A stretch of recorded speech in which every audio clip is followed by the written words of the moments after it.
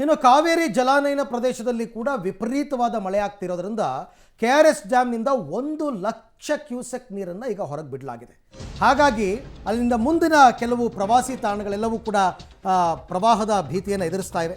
ಅಪಾರ ಪ್ರಮಾಣದ ನೀರನ್ನು KRS ಡ್ಯಾಮ್ನಿಂದ ಬಿಟ್ಟಿದ್ದಾರೆ.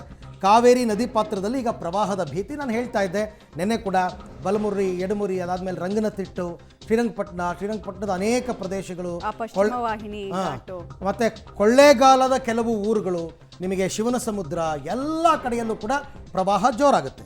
ಈ ನಡುವೆ ಮುಳುಗಡೆ ಅಂಚಿಗೆ ತಲುಪಿದೆ ವೆಲ್ಲೆಸ್ಲಿ ಸೇತುವೆ. ಐತಿಹಾಸಿಕ ಸೇತುವೆ ಇದು. 221 ವರ್ಷ ಹಳೆಯದ್ದು, ಬ್ರಿಟಿಷರ್ ಕಾಲದಲ್ಲಿ ಕಟ್ಟಿರ್ತಕ್ಕಂಥದ್ದು. ವೆಲ್ಲೆಸ್ಲಿ ಸೇತುವೆ ಮೇಲೆ ಸಂಚಾರ ನಿರ್ಬಂಧ. ಅಂದರೆ ವೆಲ್ಲೆಸ್ಲಿ ಸೇತುವೆಗೇನು ರೆಗ್ಯುಲರ್ ಆಗಿ ಜನ ಯೂಸ್ ಮಾಡ್ತಿಲ್ಲ.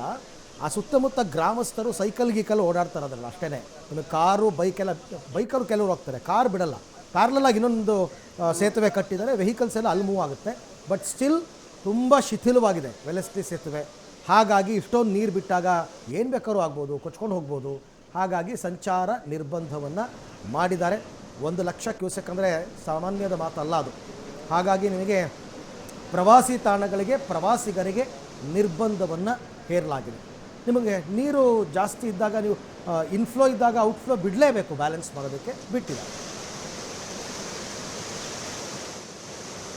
ಕಾವೇರಿ ಜಲಾನಯನ ಪ್ರದೇಶದಲ್ಲಿ ಮತ್ತೆ ಮಳೆಯ ಅಬ್ಬರ ಮುಂದುವರೆದಿರುವಂಥದ್ದು. ಈ ನಿಟ್ಟಿನಲ್ಲಿ KRS ಅಣೆಕಟ್ಟೆಗೆ ಅಪಾರ ಪ್ರಮಾಣದ ಒಳಹರಿವು ಹೆಚ್ಚಳ ಆಗಿದೆ. ಈ ನಿಟ್ಟಿನಲ್ಲಿ KRS ಅಣೆಕಟ್ಟೆಯಿಂದ ಕಾವೇರಿ ನದಿಗೆ 91,000 ಕ್ಯೂಸೆಕ್ ಅಧಿಕ ಪ್ರಮಾಣದಲ್ಲಿ ನೀರನ್ನು ಹರಿಸಲಾಗ್ತಾ ಇದೆ. ನಾನಿದೀಗ ಮಂಡ್ಯ ಜಿಲ್ಲೆಯ ಶ್ರೀರಂಗಪಟ್ಟಣದಲ್ಲಿರುವಂತಹ ವೆಲ್ಲೆಸ್ಲಿ ಸೇತುವೆ ಬಳಿ ಇರುವಂತಹ ದೃಶ್ಯಾವಳಿಗಳನ್ನು ಗಮನಿಸ್ತಾ ಇದ್ದೀವಿ.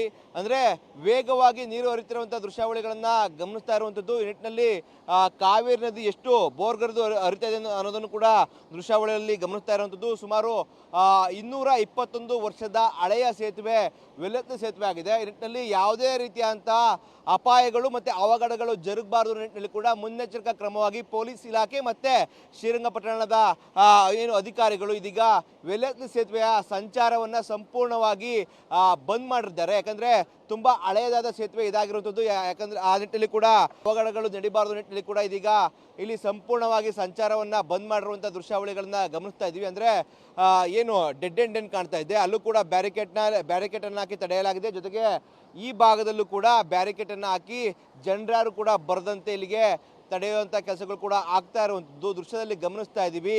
ವೆಲ್ಲೆಸ್ಲಿ ಸೇತುವೆಯಿಂದ ಬಂದಂಥ ನೀರು ಆಲ್ನೊರೆಯಂತೆ ಇಲ್ಲಿ ಹೋಗ್ತಾ ಇರುವಂಥ ದೃಶ್ಯಾವಳಿಗಳನ್ನು ಕೂಡ ಗಮನಿಸಬಹುದಾಗಿರುವಂಥದ್ದು. ಈ ನಿಟ್ಟಿನಲ್ಲಿ ಪ್ರತಿ ವರ್ಷವೂ ಕೂಡ ಅಪಾರ ಪ್ರಮಾಣದಲ್ಲಿ ನದಿಗೆ ನೀರನ್ನು ಬಿಟ್ಟಂಥ ಸಂದರ್ಭದಲ್ಲಿ ಕೂಡ ಇದೇ ರೀತಿಯಾದಂಥ ವಾತಾವರಣ ಈ ಭಾಗದಲ್ಲಿ ಇರುವಂಥದ್ದು. ಸದ್ಯ KRS ಅಣೆಕಟ್ಟೆಯಿಂದ 91,330 ಕ್ಯೂಸೆಕ್ ನೀರನ್ನು ನದಿಗೆ ಬಿಟ್ಟಿರುವಂಥದ್ದು. ಸದ್ಯ KRS ಅಣೆಕಟ್ಟೆಗೆ 70,954 ಕ್ಯೂಸೆಕ್ ನೀರು ಬರ್ತಾ ಇದೆ.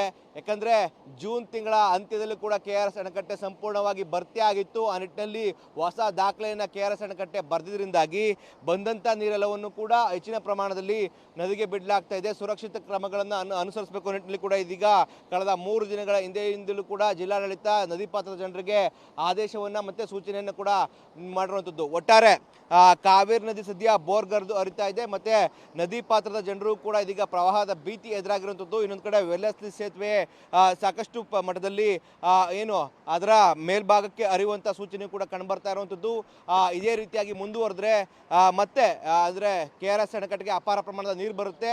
ಅದಷ್ಟೇ ಪ್ರಮಾಣದಲ್ಲಿ ನೀರು ಹರಿಸುವಂಥ ಸಾಧ್ಯತೆಗಳು ಕೂಡ ದಟ್ಟವಾಗಿ ಕಾಣ್ತಾ ಇರುವಂಥದ್ದು. ಕ್ಯಾಮ್ರಾ ಪರ್ಸನ್ ವಿನೋದ್ ಜೊತೆ ರೋಹಿತ್ ದೇವರಹಳ್ಳಿ, ಪಬ್ಲಿಕ್ ಟಿವಿ, ಮಂಡ್ಯ.